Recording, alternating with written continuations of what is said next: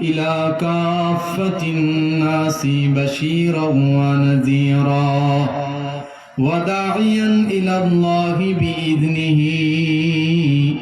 وسراجا منيرا. أما بعد فأعوذ بالله من الشيطان الرجيم. بسم الله الرحمن الرحيم. الله الذي جعل لكم الأرض قرارا والسماء بناء وصوركم فأحسن صوركم ورزقكم من الطيبات ذلكم الله ربكم فتبارك الله رب العالمين. وقال رسول الله صلى الله عليه وآله وسلم: من رأى منكم منكرا فليغيره بيده فإن لم يستطع فبلسانه فإن لم يستطع فبقلبه وذلك أضعف الإيمان. محبت الشتى قولي اللهم صل على محمد وعلى آل محمد كما صليت على إبراهيم وعلى آل إبراهيم إنك حميد مجيد. اللهم بارك على محمد وعلى آل محمد كما باركت على إبراهيم وعلى آل إبراهيم إنك حميد مجيد. একটু মুহাব্বতে আল্লাহ পাকের জিকির করি লা ইলাহা ইল্লাল্লাহ লা ইলাহা ইল্লাল্লাহ লা ইলাহা ইল্লাল্লাহ বলেন লা ইলাহা ইল্লাল্লাহ লা ইলাহা ইল্লাল্লাহ লা ইলাহা ইল্লাল্লাহ লা ইলাহা ইল্লাল্লাহ লা ইলাহা ইল্লাল্লাহ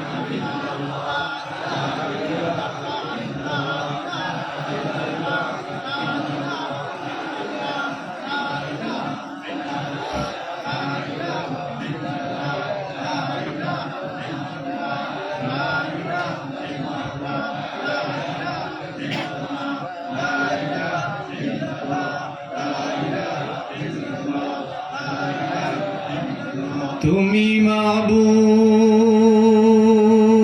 মাবুদ দয়ার সাগর গুনাহগার আমি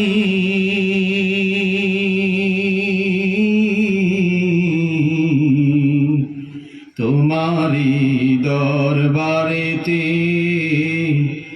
আমি অসহায় আসামি তোমারি দরবারেতে আমি অসহায় আসামি আমি অসহায় তুমি দয়াময় দয়া করো তুমি আমারে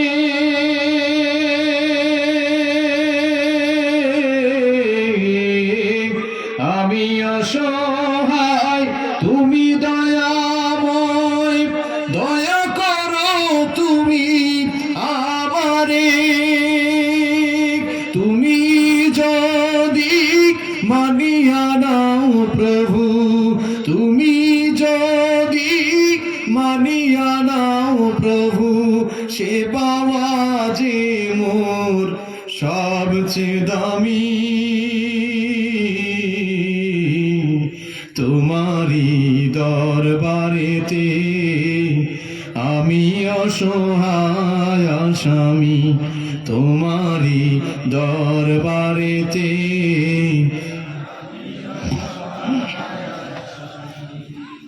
আমি গুনাহগার তুমি যে গাফফার ক্ষমা করো তুমি আমারে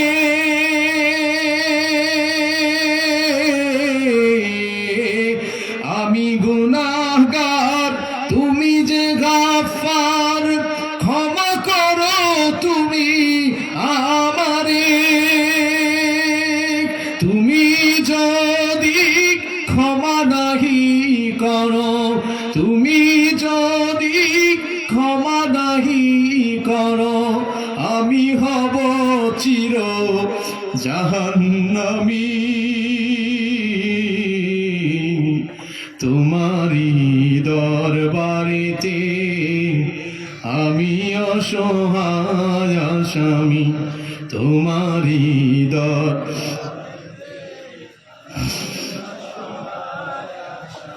বলবো গজলটা শেষ করব। 4-5 জনে বলছে বলবো গজলটা। আমরা জিন্দা না মুর্দা? আমি তো এই এলাকায় নতুন, আজকের প্রথম না মনে হয়, এই মাঠে প্রথম, কিন্তু এই এলাকায় তো আমি আরো আছি। আমার বয়ান মোবাইল ইউটিউব না, সরাসরি মাঠে বসে ফেস টু ফেস শুনছেন, হাত উঠান কারা?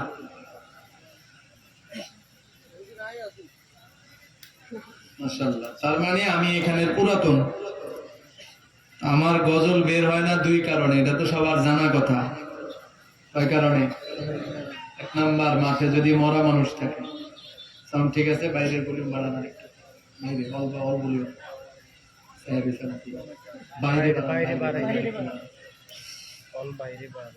আমরা জিন্দা না মরা?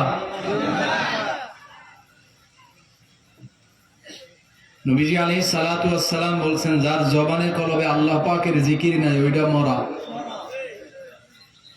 এটা জিকিরের মজলিস, অথচ আমাদের জবানে জিকির নেই, এটা দুঃখজনক না? অনেক মানুষ বাইরে হাঁটাচলা করতেছে, দাঁড়ায় রয়েছে। আমি এই মাদ্রাসা থেকে এখানে হেঁটে আসছি না, এই যে এখান থেকে বয়ান স্টেজে আসবো, তাতেই মানুষের ভিড়ের কারণে হাঁটতে পারিনি। অনেক মানুষ হাঁটাচলা করতেছে, কেউ এদিক যায় ওদিক আসে, এদিক যায়। এই দাঁড়ায় থাকলে, হাঁটাচলা করলে গজল বাইর হয় না, মরা মানুষের সামনে বাইর হয় না। এখন আপনারা বলেন বলবো কি বলবো না? তাহলে যারা দোকানে বাটে হাঁটাচলা করতেছে ওনারা আসতে হবে, আর আপনারা যারা মরা মানুষের মতো বসে রয়েছেন, মানে জুরা মুরগি আছে না, ওই রকম অবস্থা। আমরা যারা যারা জিন্দা একটু হাত উঠাই জোরে, নারায়ে তাকবীর। স্টেজে এত মানুষ, তো আওয়াজ নেই, দুঃখজনক। আবার হাত উঠান, নারায়ে তাকবীর। এই 2 পাশে আওয়াজ নাই, আরো জোরে, নারায়ে তাকবীর।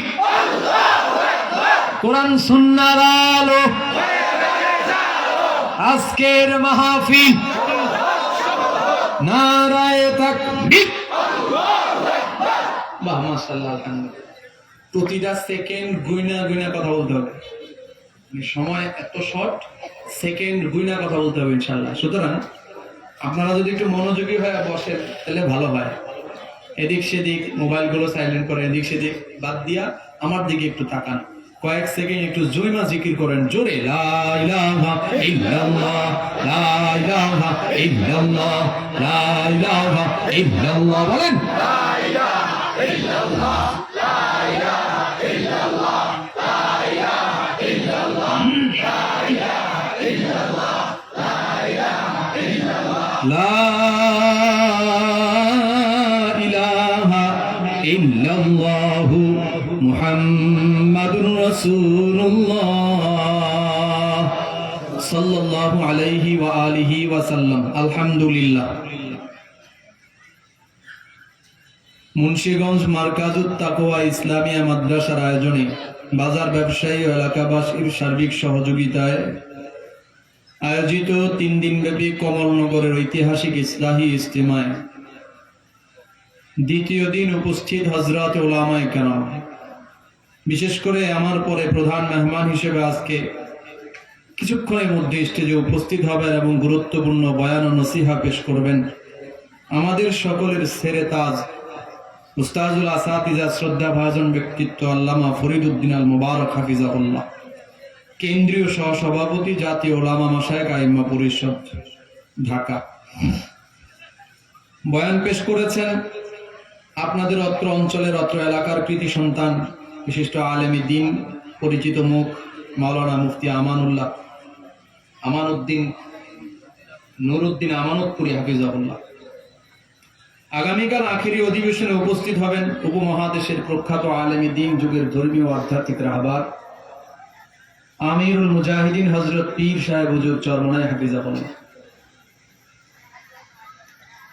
দূরদারাজ থেকে উপস্থিত দিনদার ইমানদার মধ্যে মুমিন তাওহীদি জনতা, পর্দার আড়ালে বয়ান শ্রবণতা সম্মানিতা মা ও বোনেরা, সকলকে আন্তরিক মোবারকবাদ জানিয়ে সে মহান রব্বুল আলামিন জাল্লা শান ও তাআলা বারাকাতের দরবারে অসংখ্য শুকর ও সুজুদ আদায় করি যে আল্লাহ রাব্বুল আলামিন আমাকে আপনাকে দৌলতি ঈমান দান করেছেন, মুসলমান হিসেবে কবুল করেছেন। জাগতিক দুনিয়ার সমস্ত ব্যস্ততা থেকে মুক্ত করে ফারেক করে হায়াতের কিছু সময় গুনাহ মুক্ত এই পরিবেশে গুনাহ মাফের এই মজলিসে কাটানোর তৌফিক দান করেছেন। দিল থেকে শুকর গুজার করি আলহামদুলিল্লাহ। মুহতারাম হাজিরিন, কালামে হাকিমের সূরা মুমিন এর 64 এবং 65 নম্বর আয়াতে কারিমা নবীজি আলাইহিস সালাতু ওয়াস সালামের অসংখ্য মোবারক হাদিস থেকে একখানা হাদিস আপনাদের সামনে তেলাওয়াত করেছি। খুব অল্প সময়ের মধ্যে কিছু উপকারী কথা আল্লাহ তাআলা মিনা খানদান আলায়েকের নাপাক জবানে বের করে দেন, যে কথাগুলো সর্বপ্রথম আমার অতঃপর আপনাদের সকলের আমলি জিন্দেগিতে কাজে লাগবে। বলুন আল্লাহুম্মা আমিন। কথা বলতে হবে ইনশাআল্লাহ। রাজি আছেন না?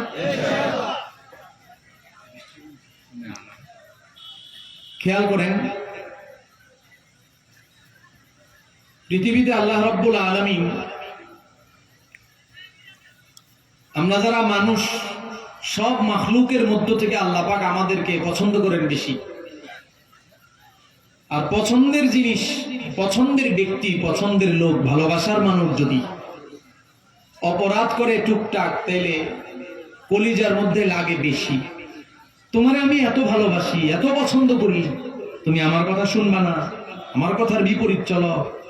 এই জন্য মোহাব্বতের মানুষ অন্যায় অল্প করলেও আঘাত লাগে বেশি। পৃথিবীর সব মাখলুকের মধ্য থেকে আল্লাহ পাক বেশি মায়া করেন, মোহাব্বত করেন আমাদেরকে। আলহামদুলিল্লাহ বলেন।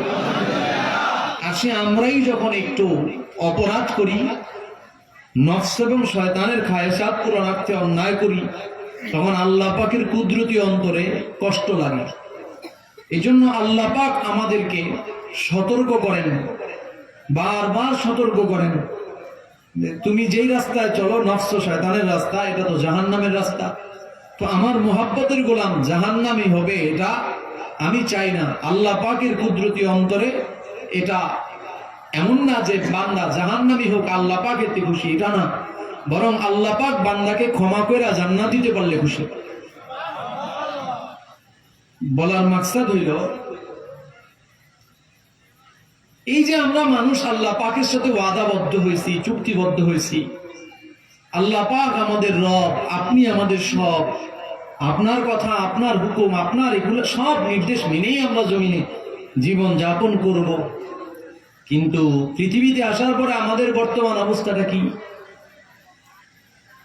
একটা জমানা ছিল, যেই জমানায় নবী ছিলেন না, রসুল ছিলেন না। হযরতে ঈসা আলাইহিস সালাতু ওয়াস সালাম জমিন থেকে বিদায় হয়ে যাওয়ার লম্বা একটা সময় পরে আমাদের নবী বিশ্বনবী মুহাম্মদুর রাসূলুল্লাহ সাল্লাল্লাহু আলাইহি ওয়া আলিহি ওয়াসাল্লাম জমিনে আসছেন। নবীজি আসার আগে জমিনের হালতটা কি ছিল? মানুষ আল্লাহ ভুলে গেছে, রসুল ভুলে গেছে, দ্বীন ঈমান ভুলে গেছে। যার কারণে মানুষ নিকৃষ্ট হইতে হইতে এত বেশি নিকৃষ্ট হয়েছে যে মানুষ তার পরিচিতি হারায়া জন্তু জানোয়ারের চাইতে নিকৃষ্ট হয়ে গেছে, তার নিজস্ব সত্তা হারায়া ফেলেছে। এত খারাপ ছিল মানুষ। মানুষের খারাপিয়াতের কারণে জমানার নাম চেঞ্জ হয়ে গেছে। আজকের নবীজি আলাইহিস সালাতু ওয়াস সালাম আসছেন, আসার পরে চলে গেছেন 1450-1500 বছর হইল। নবীজি আসার পরে ওই জমানাটা পরিবর্তন হয়েছে, ওই মানুষগুলা সোনার মানুষ হয়েছে। এরপরে লম্বা একটা সময় চলে গেছে, আজকে জমিনে রসুল নাই। রসুলের রেখে দেওয়া রিসালা আছে, কোরআন আছে, নবীজির আদর্শ আছে, সুন্নাহ আছে। দুঃখজনক বিষয় হলো জমানাটা আমরা কেমন ফেস করছি। যে জমানায় মানুষ মনুষ্যত্ব হারায় জন্তু জানোয়ারের চেয়ে খারাপ হয়েছে, ওই জমানায় বাবা তার মেয়েকে ধর্ষণ করত। নাউজুবিল্লাহ, একটু জোরে বলেন। মা তার ছেলের সাথে জিনা করত। কন্যা সন্তান গুলার জীবন্ত দাফন করা হইত। কিসের কারণে? আত্মসম্মান। কন্যা সন্তান হইছে মানে মর্যাদা শেষ। বাপে চেহারা দেখাইতে পারবে না রাস্তায়, কন্যা সন্তান হইছে চেহারা দেখাবি কেমনি? এতটা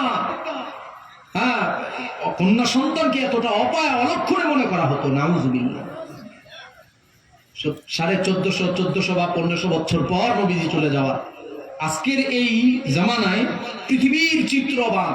শুধু বাংলাদেশের কথা খেয়াল করেন, হাল জামানায় একাধিক ঘটনা পত্র পত্রিকা, mobile, YouTube, Facebook, internet, virtual জগৎ এবং সংবাদ মাধ্যমগুলোতে প্রকাশ হয়েছে যে বাবা তার মেয়েকে ঘরের মধ্যে আবদ্ধ করে আটকায় রাখা পালাক্রমে ধর্ষণ করতে করতে প্রেগনেন্ট বানাইছে। একটু জোরে কন্যা। কোন দেশের ঘটনা বাবা? বিশ্বের দ্বিতীয় বৃহত্তম মুসলিম দেশের ঘটনা। যে জাহালাত 1450 বছর পর চলে গেছে, সেই জাহালাতের চাইতেও আরো ভয়ঙ্কর জাহালাত বর্তমানে আমরা দেখছি।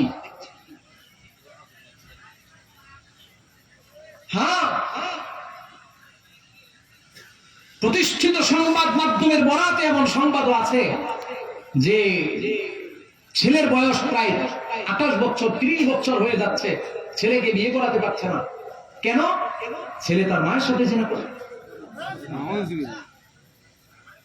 মা ছেলেকে বিয়ের কথা বললে বলে তুমি তো আসোই। জোরে বলেন না। মহিলা নিজে হাসপাতালে গিয়ে ডাক্তারের কাছে এটা ব্যক্ত করছে যে আমি আর নিতে পারছি না।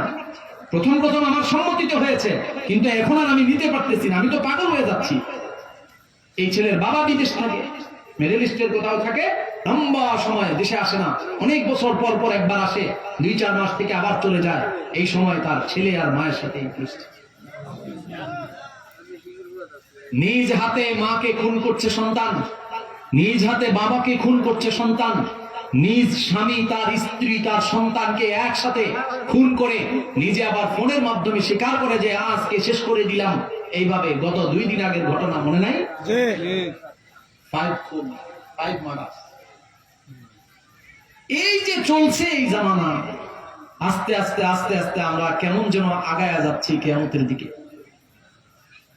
আমার এই কথাগুলো বলার মাকসাদ হলো এই যে এত কঠিন কঠিন এত জঘন্য অপরাধ অন্যায় এগুলো মানুষ করছে।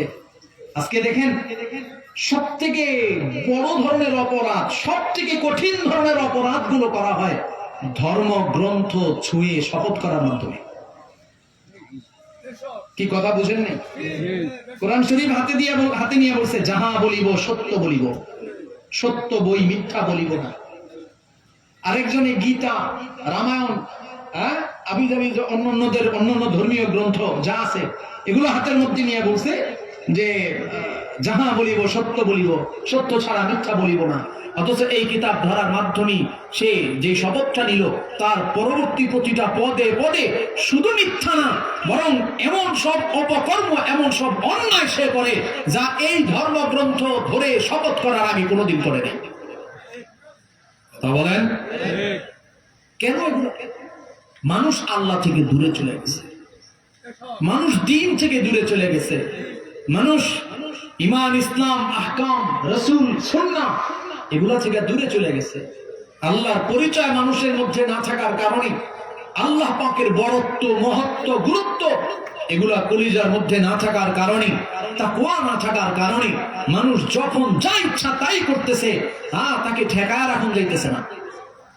আজকে দেখেন এই আমার মুরব্বী বাচ্চাটার বয়সী যারা আছেন, আপনাদের হাঁটুর বয়সী, আপনাদের নাতির বয়সী ছেলে আজকে যে মোহাম্মদপুরে আদাবরের যেই সন্ত্রাসের গড ফাদার যে ধরা হয়েছে, ভাইস্তা কি নাম? ভাইস্তা বিল্লাহ, আপনাদের হাঁটুর বয়সী নাতির বয়সী এই ভাইস্তা বিল্লাল এবং তার গ্যাংয়ের কারণে আদাবরে চলাচল করা যেতেছে না। দিনে দুপুরি বেলা রামদা দিয়ে হাঁটু কাইটা দিতেছে। এই অন্যায় অপরাধের একটা রাজ্য চলছে, মানুষ তার রব থেকে দূরে থাকার প্রতিনিয়ত অশান্তি, প্রতিনিয়ত অন্যায় অনাচার পৃথিবীতে। আজকে দেখেন ভারতে মুসলমানদের উপরে কি পরিমাণ নির্যাতন, স্ট্রিম রোলার চলছে। প্রতিনিয়ত মানুষ, বিশেষ করে মুসলমান, পৃথিবীতে মুসলমানরা প্রতিনিয়ত নির্মমতার শিকার হচ্ছে।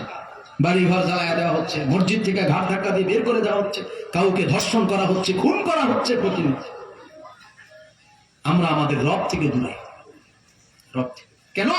রবের পরিচয় আমাদের ভিতরে নাই। এই জন্য আল্লাহ পাক জায়গায় জায়গায় নিজের পরিচয় তুলে ধরছেন। কোথাও নিজের ক্ষমার অপশন বলেছেন, কোথাও কোথাও নিজের বড়ত্বের কথা বলেছেন, কোথাও নিজের পরিচিতি তুলে ধরে বলছেন, আমারে চিনো না, আমি না তোমারে বানাইছি, আমি তোমার স্রষ্টা, আমি শুধু তোমারে বানাইছি তা না, জমিন বানাইছি, আসমান বানাইছি। হ্যাঁ, এইসব পরিচয়ের পরেও যারা ফিরে না, আল্লাহ তাকে আবার একটু ভয় ভীতি দেখাইছেন জাহান্নামের, আবার নিয়ামত জান্নাত দেখাইছেন, আমারে মাইনা চললে এই ফজিলত হবে, এই ফলাফল হবে। যারা অতীতে মানে নাই তাদের রেজাল্ট কি হয়েছে এগুলাও আল্লাহ পাক বাতাইছে। আমার আলোচনা আশা করি অনেক দূর আগায় গেছে, এখন শুধু তরজমা করলেই এটা ফিনিশিং বোঝা যাবে। আল্লাহ পাক এই যে 64 এবং 65 নং আয়াতে কারিমা সূরা মুমিন, এখানে আল্লাহ পাক বলেন, বিসমিল্লাহির রহমানির রহিম, আল্লাহুল্লাযী জাআলা লাকুমুল আরদা ক্বারারা ওয়াস সামাআ বিনাআ ওয়া সাওয়ারাকুম ফাআহসানা সুওয়ারাকুম ওয়া রাযাকাকুম মিনাত তাইয়্যিবাত যালিকুমুল্লাহু রাব্বুকুম ফাতাবারাকাল্লাহু রাব্বুল আলামিন। জোরে আওয়াজ করে বলেন সুবহানাল্লাহ। আল্লাহুল্লাযী জাআলা লাকুমুল আরদা ক্বারারা, রব্বে কাবা বলেন, আমি তোমার সেই রব আল্লাহ, আমি আল্লাহ, আল্লাযী যিনি জাআলা লাকুমুল আরদা ক্বারারা, এই জমিনটারে তোমার জন্য বিছানা উপযোগী কইরা, বিছানার মতো কইরা বসবাস উপযোগী। রব্বুল আলামিন এই জমিনটা বিছানার মতো কইরা উপযোগী কইরা আল্লাহ তাআলা বানাইছেন। এই উপযোগী বসবাস উপযোগী এই জমিনটা ছিল না, এই জমিনটা বসবাস করার মতো অবস্থানে ছিল না। আল্লাহ রাব্বুল আলামিন আমার জন্য উপযোগী কইরা জমিন বানাইছেন। শুধু আমার জন্য উপযোগী জমিন বানাইছেন তা না, বরং আমারও জমিনের উপযোগী কইরা বানাইছেন। এই জমিনের কোথাও আল্লাহ তাআলা লাল মাটি দিয়ে জমিন বানাইছেন, কোথাও এঁটেল মাটি, কোথাও পলি মাটি, কোথাও দোআঁশ মাটি, কোথাও আল্লাহ জমিনের আবহাওয়া একরকম দিয়েছেন, কোথাও বা ভিন্ন রকম দিয়েছেন।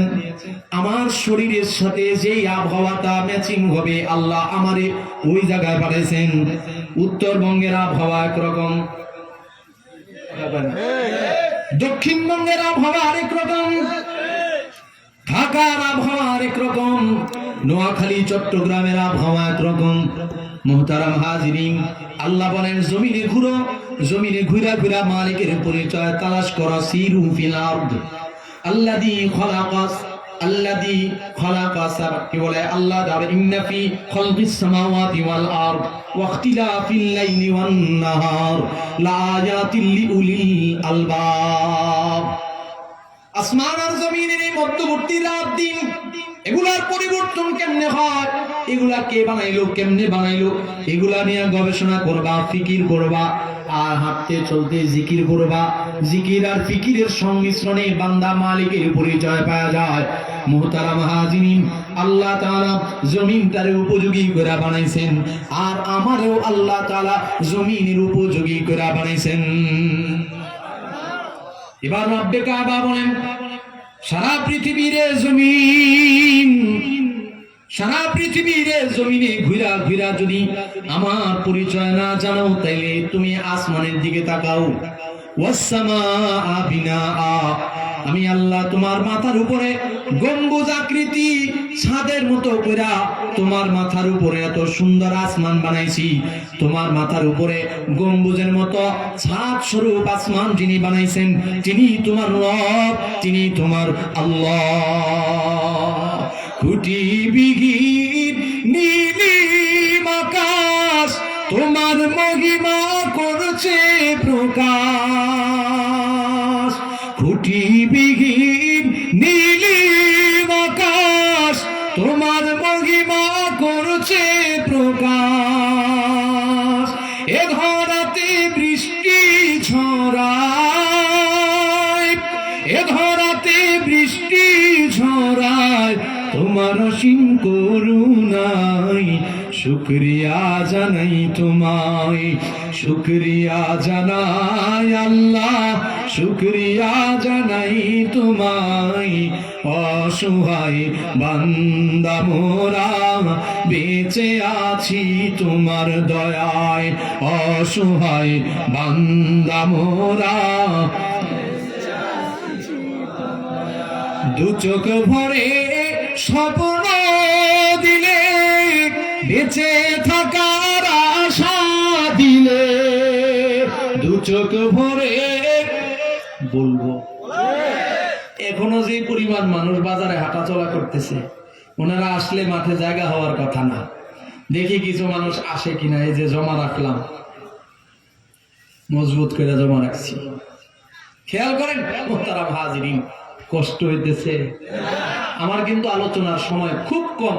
ইনশাআল্লাহ হুজুর চলে আসবেন যথাসময়ে। খেয়াল করেন, আল্লাহ বলেন এমন আসমান তোমার মাথার উপরে যিনি খুঁটিবিহীন বানাইছেন, শুধু একটা না। আল্লাযী খালাকা সাবআ সামাওয়াতিন তিবাকা। দেখো না, মা তারা মিন মা তারা في خلق السماوات والارض. نعم الذي خلق 7 سماوات طباقا فارجع البصر. تمام هل ترى من فطور؟ ثم ارجع البصر.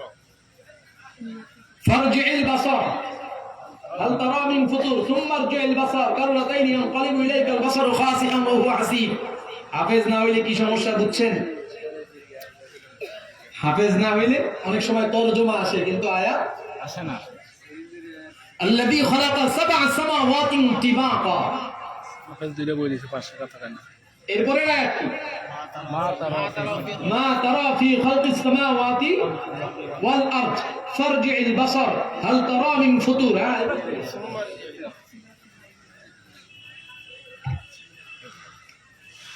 সূরা মুলকের এই দ্বিতীয় নম্বর আয়াতের মধ্যে আল্লাহ পাক বলেন, 3 নম্বর আয়াত, আমি 7টা আসমান বানাইছি। এমন ভাবে বানাইছি, তোমরা তো পৃথিবীতে বানাও অনেক কিছু, আমরা অনেক কিছু বানাই না? ঘর বানাই আমরা, বাড়ি বানাই আমরা, আমাদের বাচ্চা চাচাদের জমানায় যে ঘরটা বানানো হইতো কমস কম 100 বছরের একটা গ্যারান্টি ছিল। কথা বলে এখনকার ঘর বাড়ি বানাইলে 100 বছরের গ্যারান্টি পাওয়া যায়? 100 বছর তো বহুদূর।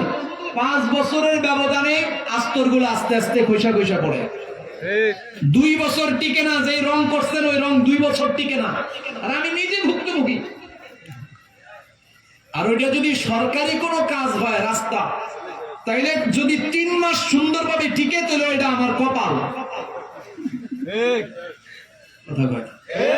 সরকারি কোনো রাস্তা বা কোনো প্রতিষ্ঠান এই নির্মাণ হয়েছে আর সেটা 3 মাস সুন্দরভাবে টিকছে, তাহলে এটা আমাদের কপাল ভালো।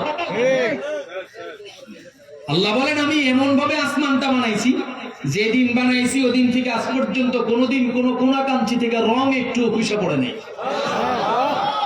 না উপর থেকে হ্যাঙ্গার দেওয়া লাগছে, না নিচের থেকে পিলার দেওয়া লাগছে, কিচ্ছু দেওয়া লাগে না। এটার শুরু কোন জায়গায়, শেষ কোন জায়গায়, পৃথিবীর মানুষ তোমরা কেউ বলতে পারো না, পারবেও না।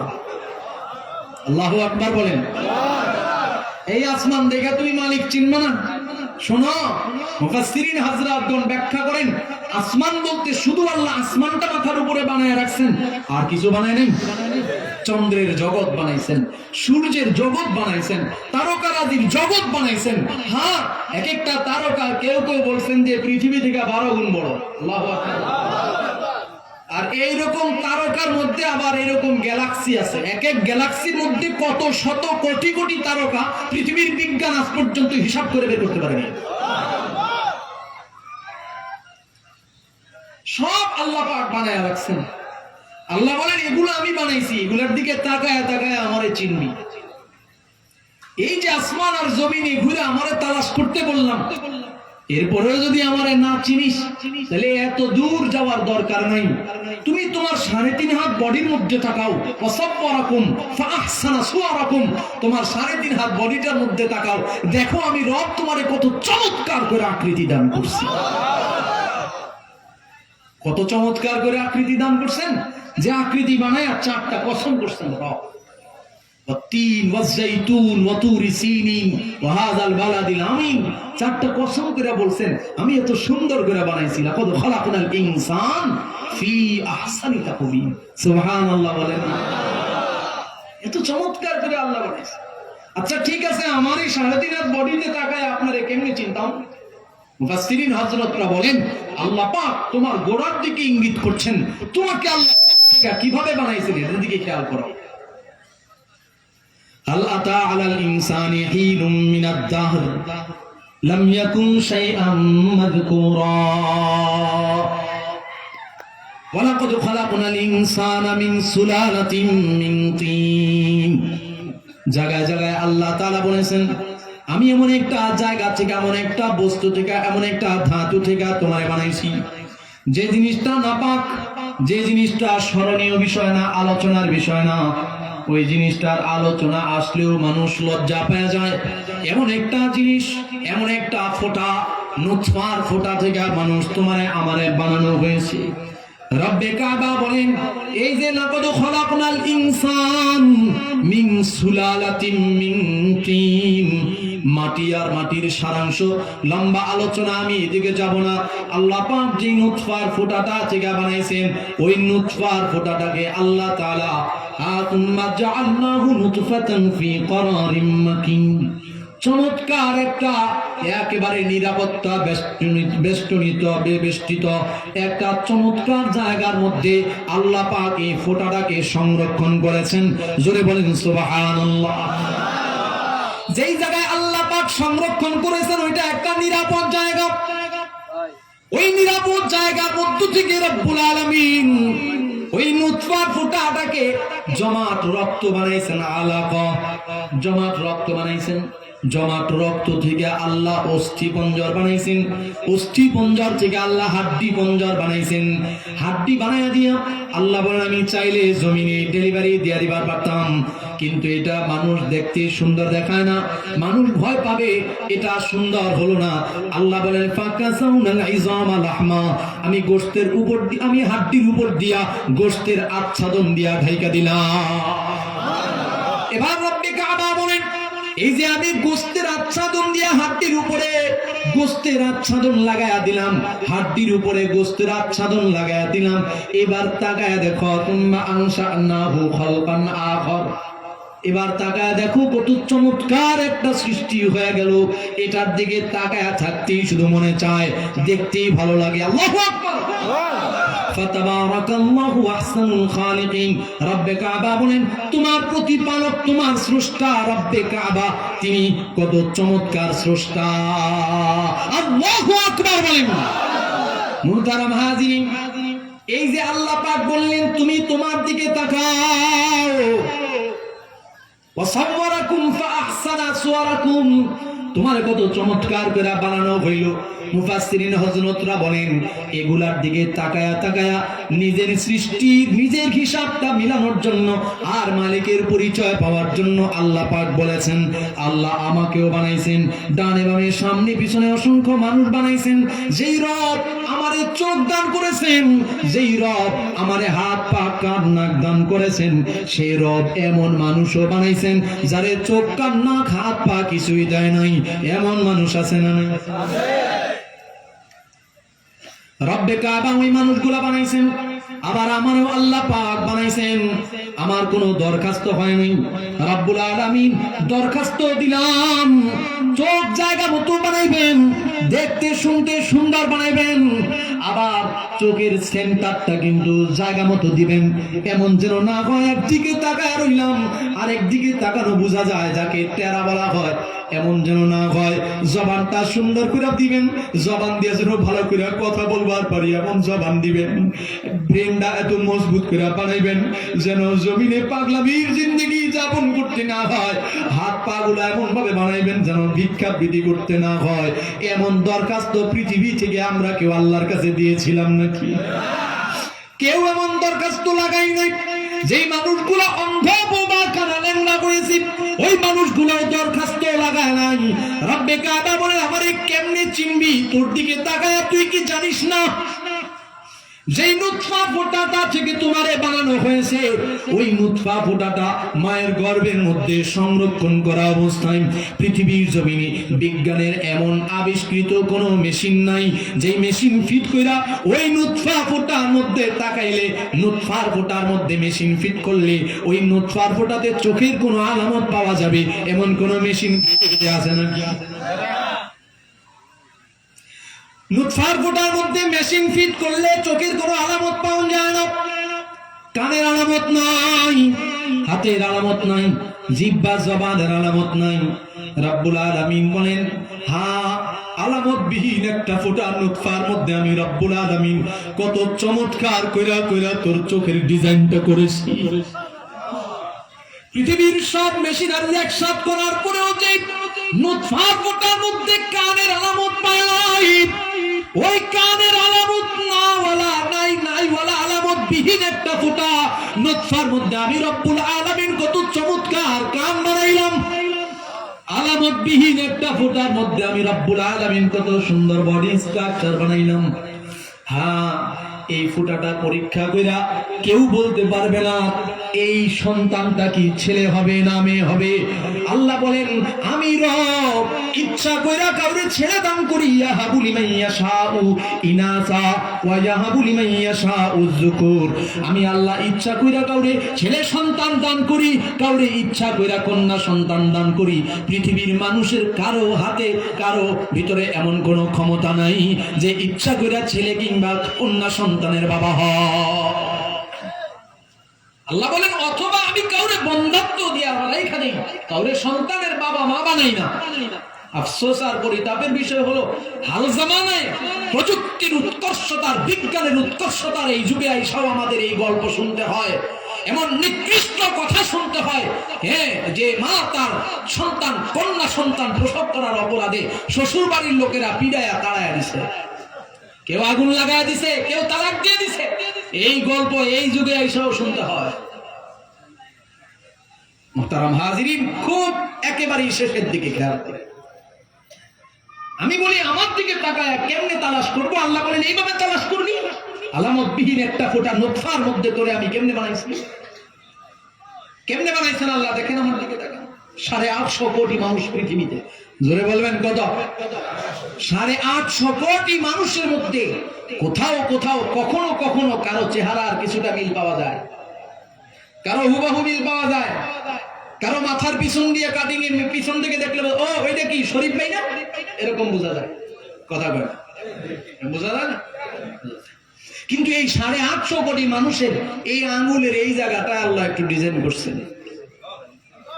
এই 850 কোটি মানুষের এই জায়গার মধ্যে একজন আরেকজনের কোনো মিল, জোরে কোন আল্লাহু আকবার বলেন। কেন এই ডিজাইনটা পরিবর্তন হয়েছে? এটা লম্বা আলোচনা, আমি শুধু ইঙ্গিতে একটু এদিকে একটু ইঙ্গিত দিয়েই ইনশাআল্লাহ আমি আমার নির্ধারিত যে বিষয় আছে ওর দিকে চলে আমি সমাপ্তির দিকে যাব। একটু ইঙ্গিত দিয়ে খেয়াল করে, 850 কোটি মানুষের কারো কারো চেহারায় মিল আছে, কারো দাড়িতে মিল আছে, কারো চুলে মিল আছে, কারো পিছনের দিক দিয়ে কিছু অংশ মিল হয়। 850 কোটি মানুষের এইটার মধ্যে কেন মিল হইল না? এর মধ্যে উল্লেখযোগ্য অনেকগুলো জবাবের মধ্যে একটা জবাব এরকম হতে পারে, খেয়াল করেন, যে আল্লাহর নবী আলাইহিস সালাম হাদিসের মধ্যে বলছেন, আমি যে হাদিস তেলাওয়াত করেছি, মান রাআ মিনকুম মুনকারান ফালইউগাইয়িরহু বিয়াদিহি। তোমার সামনে যখন কোনো অন্যায় হবে, অপরাধ হবে, তখন সেই অন্যায় অপরাধ হাত দিয়া বাধা দিয়া পরিবর্তন করতে হবে। এইটা কে বলছেন? নবীজি আলাইহিস সালাম। কে বলছেন? নবীজি আলাইহিস সালাম। নবীজি আলাইহিস সালাতু ওয়াস সালামের যুগে অন্যায় ছিল না পৃথিবীতে? জোরে কোন না, অন্যায় ছিল কিনা? নবী আলাইহিস সালাম সেটা বাধা দিয়েছেন এবং সেটার পরিবর্তনের জন্য নবী আলাইহিস সালাম ফিকির করছেন, কাজ করেছেন। সর্বোপরি নবীজি আলাইহিস সালাম এই হাতের মধ্যে তরবারি ধারণ করে যুদ্ধ করেছেন, জিহাদ করেছেন। নবীজি আলাইহিস সালাতু ওয়াস সালামের জামানায়, নবীর সময়কালে, ওই সময়টা ইসলামের প্রচার প্রসারের জন্য এবং বেদিন বেঈমানরা ইসলাম ডুবায়া দিবার চায়, কোরআন ও সুন্নাহ নিভায়া দিবার চায়, হ্যাঁ পৃথিবী থেকে ইসলামের সূর্য ডুবায়া দিতে চায়, তখন ওটাই পন্থা ছিল অন্যতম একমাত্র, জিহাদের মাধ্যমে ফয়সালা হবে। তো নবীজি আলাইহিস সালাতু ওয়াস সালাম জিহাদ করেছেন কতক্ষণ পর্যন্ত? নবীজি জিহাদ করেন নাই প্রথমে, যতক্ষণ না পর্যন্ত উপর থেকে আল্লাহ পাকের পক্ষ থেকে নির্দেশ আসে নাই। অর্থাৎ নির্দেশ এসেছে কখন? প্রথম তো নবীজি আলাইহিস সালাম প্রতিরোধমূলক যুদ্ধ করেছেন, প্রথমেই আঘাত করেন নাই, প্রথমে প্রতিরোধমূলক যুদ্ধ করেছেন। এরপরে পর্যায়ক্রমে জিহাদের অনেক ধারা আছে। মুহতারাম হাজিরিন, আমি বলতে চাই নবীজি আলাইহিস সালাতু ওয়াস সালাম যে এই যুদ্ধটা করেছেন কিসের জন্য? কুফর মিটায়া দেওয়ার জন্য, ইসলাম প্রতিষ্ঠার জন্য। কথা বলেন, কুফর মিটায়া দেওয়ার জন্য, ইসলাম প্রতিষ্ঠা করার জন্য। এবং এই কাজটা কি শুধু নবীজি আলাইহিস সালামের, না নবীজি চলে যাওয়ার পর কিয়ামত পর্যন্ত নবীজির প্রত্যেকটা উম্মতেরও? নবীজির প্রত্যেকটা উম্মতেরও। আচ্ছা, হাল জামানায় বর্তমানে ইসলাম মিটায়া দেওয়া, কুফর উজ্জীবিত শক্তিশালী হয়ে ইসলাম মিটায়া দিবে, মুসলমান মিটায়া দিবে, এমন চক্রান্ত ষড়যন্ত্র পৃথিবীময় ছড়ায়া ছিটায়া আছে না নাই? তাহলে বর্তমান জমানায়ও ইসলাম প্রতিষ্ঠা করা, ইসলামকে কিয়ামত পর্যন্ত বিজয়ী আদর্শ হিসেবে নিয়ে যাওয়া, আর কুফরকে কি বলেন, কুফরকে নিষ্পেষিত করে দেওয়া, কুফরকে ধ্বংস করে দেওয়া, এই দায়িত্বটা, এই কাজটা এখনো করা দরকার আছে না নাই? কুফর মিটায় দিতে হবে, ইসলাম প্রতিষ্ঠিত করতে হবে। এই একটা অন্যতম সমস্যা আমাদের সামনে। এই যে সমস্যাটা, এই সমস্যাটা থেকে পরিত্রাণের জন্য জিহাদ করতে হবে, যুদ্ধ করতে হবে, তরবারি হাতে নিতে হবে, মাঠে ময়দানে নেমে যেতে হবে। এই কথাটা যতক্ষণ না পর্যন্ত সামগ্রিকভাবে সমস্ত মুফতিয়ানি কেরাম ফতোয়া না দিবেন, ততক্ষণ পর্যন্ত করা যাবে না। কিন্তু এর আগেও এই ফতোয়ার জন্য বসে থাকলে তো হবে না, ইসলাম প্রতিষ্ঠার জন্য কাজ করতে হবে না? জুলুমের পরিবর্তনে শান্তি প্রতিষ্ঠার জন্য কাজ করতে হবে না? জুলুমের পরিবর্তে ইনসাফ প্রতিষ্ঠার জন্য কাজ করতে হবে না? এখন আল্লাহ পাকের নবী বলছেন, তোমার হাতের মধ্যে ক্ষমতা আছে, জুলুমের পরিবর্তে কাজ করো, অন্যায়ের পরিবর্তন করে, অপরাধ পরিবর্তন করে তোমার হাত দিয়ে তুমি ইনসাফ ইহসান প্রতিষ্ঠা করো। মান রাআ মিনকুম মুনকারান ফালইউগাইয়িরহু বিয়াদি। অন্যায় সামনে এসেছে, জুলুম সামনে এসেছে, অপরাধ সামনে এসেছে, এটার পরিবর্তন হাত দিয়ে করতে হবে। যার হাতে ক্ষমতা আছে কিন্তু হাত দিয়ে পরিবর্তন করলো না, তাহলে নবী বললেন তার ঈমান নেই। এরপরে যার জবানে ক্ষমতা আছে কিন্তু জবানের ক্ষমতা ব্যয় করলো না, তার ঈমান নাই। যার হাত এবং জবানে ক্ষমতা নাই, সে অন্তরে পরিবর্তনের ফিকির করবে, কিন্তু যার জবানে এবং হাতে ক্ষমতা থাকা সত্ত্বেও কাজ করলো না, এবারে কি অবস্থা? এখন আসেন আমার মেইন পয়েন্ট। এই যে আল্লাহ পাক আমাকে বানায়া বলছেন, তুমি কি ফিকির করো না তোমারে কেমনে বানাইছি? এই যে আল্লাহ পাক বানাইলেন, 850 কোটি মানুষের হাতের এই জায়গাটা আল্লাহ পাক মিল দিলেন না। নবীজির যুগে এই জিনিসের ব্যবহার ছিল না, নবীজির যুগে এই জিনিসের ব্যবহার ছিল না, নবীজির যুগে এই জিনিসের ব্যবহার ছিল। বর্তমানে এই জিনিসের ব্যবহার শর্ত সাপেক্ষে মুফতিয়ানে কেরাম ফতোয়া দিবেন তখন, কিন্তু এর আগে অন্যায় জুলুমের পরিবর্তন দরকার আছে না নাই? সেটার জন্য কোনটার কাজ? আমি কি বুঝাইতে পারছি আপনাদেরকে? আমি মনে বুঝাইতে পারিনি। সেটার জন্য এটার কাজ। আমার হাতে তরবারি উঠবে সামগ্রিকভাবে যখন দারুল হরব ঘোষণা হবে তখন। কিন্তু এর আগে আমাকে আল্লাহ পাকের নবী বলছেন, তোমার হাতের মধ্যে আল্লাহ পাক ক্ষমতা দিয়েছেন, তুমি জুলুমের পরিবর্তনে কাজ করবা। তোমার হাতের মধ্যে আল্লাহ পাক ক্ষমতা দিয়েছেন, সুদখোর ঘুষখোরের বিরুদ্ধে কাজ করবা। ক্ষমতা দিয়েছেন ঈমান ইসলাম বিদ্বেষী যারা, তাদের বিরুদ্ধে কাজ করবা। মুহতারাম হাজিরিন, দুঃখ ও পরিতাপের বিষয় হলো 56 বছর হয়েছে এ দেশটা স্বাধীন হয়েছে। আমিও মুক্তিযোদ্ধার সন্তান, আমার বাবাও মুক্তিযোদ্ধা, যারা যুদ্ধ করেছেন, রক্ত দিয়েছেন, জীবন দিয়েছেন। 56 বছর পর আজকের এই বাংলাদেশে সেই 56 বছর আগের যে কালো রাত আর কালো দিন ছিল, এখনো পর্যন্ত সেই কালো রাত আর কালো দিন আসতেছে। খুন ধর্ষণ হচ্ছে, অন্যায় রাহাজানি হচ্ছে, ছিনতাই হচ্ছে। প্রতিনিয়ত দেশের মানুষ কেমন যেন একেবারে নিচের দিকে চলে যাচ্ছে, যেখানে উপর দিকে উঠার কথা। দিনে দুপুরে রাস্তাঘাটে হাঁটতে ভয় হয়, রাত্রিবেলা দিনের বেলা নারীদের জানের নিরাপত্তা নাই, ইজ্জতের নিরাপত্তা নাই, গ্যারান্টি নাই। এই সব চলতেই আছে। কেন?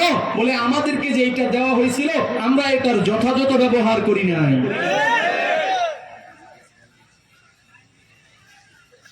এই জন্যই 850 কোটি মানুষের ভিতরে এটারে আলাদা আলাদা রাখছেন।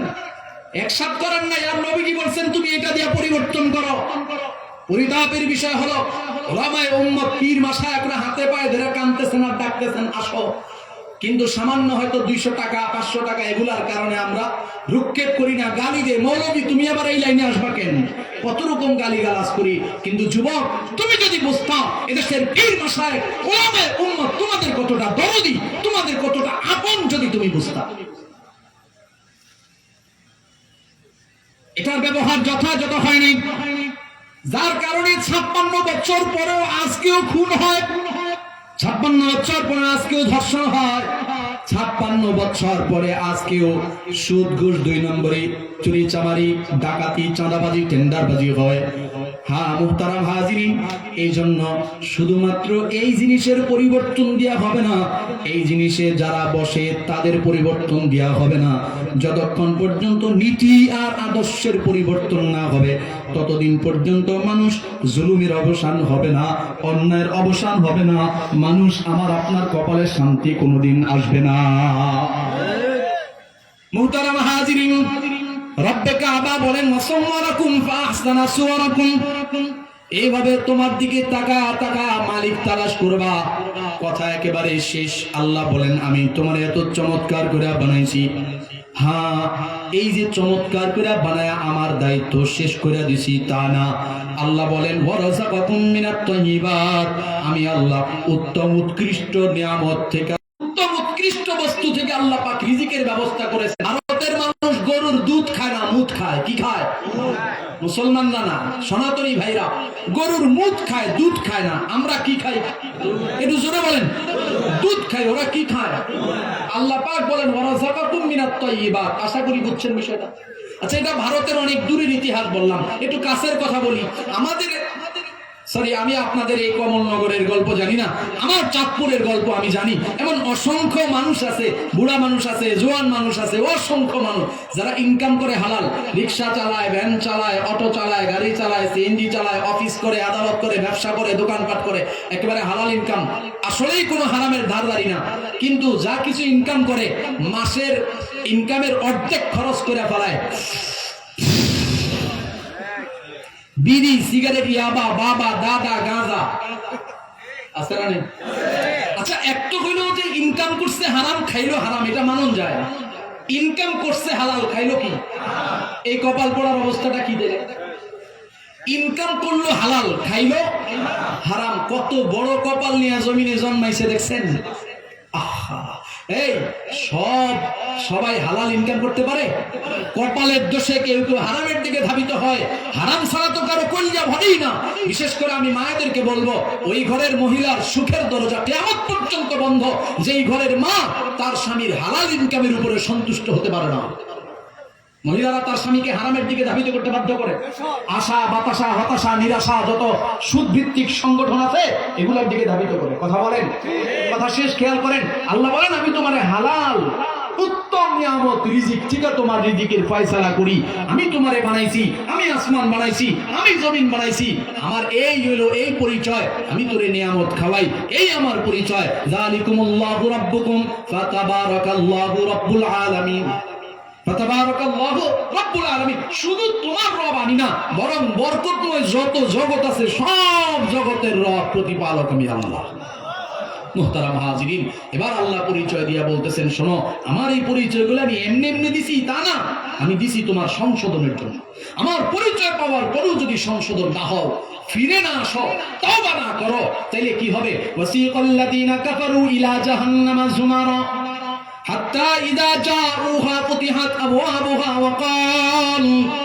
وقال لهم خزنتها ألم يأتكم رسل منكم يتلون عليكم آيات ربكم وينذرونكم لقاء يومكم هذا। মুহতারাম হাজিরিন, রব্বে কাবা বলেন কিয়ামতের ময়দানে জাহান্নামটারে আল্লাহ রাব্বুল আলামিন সাজায় দিবেন, জাহান্নামে সুসজ্জিত করবেন। জাহান্নামের যত আযাব আছে, যত উপকরণ আছে, সব উপকরণ দিয়া সাজায়া আল্লাহ তাআলা হাসরের ময়দানের একটা কর্নারের মধ্যে দাঁড়া করায় দিবেন। আর এই জাহান্নামের দরজা থেকে দুই পাশ থেকে ফেরেশতাদেরকে দাঁড় করায় দিবেন। অভ্যর্থনা জানানোর জন্য ফেরেশতারা দাঁড়াবে।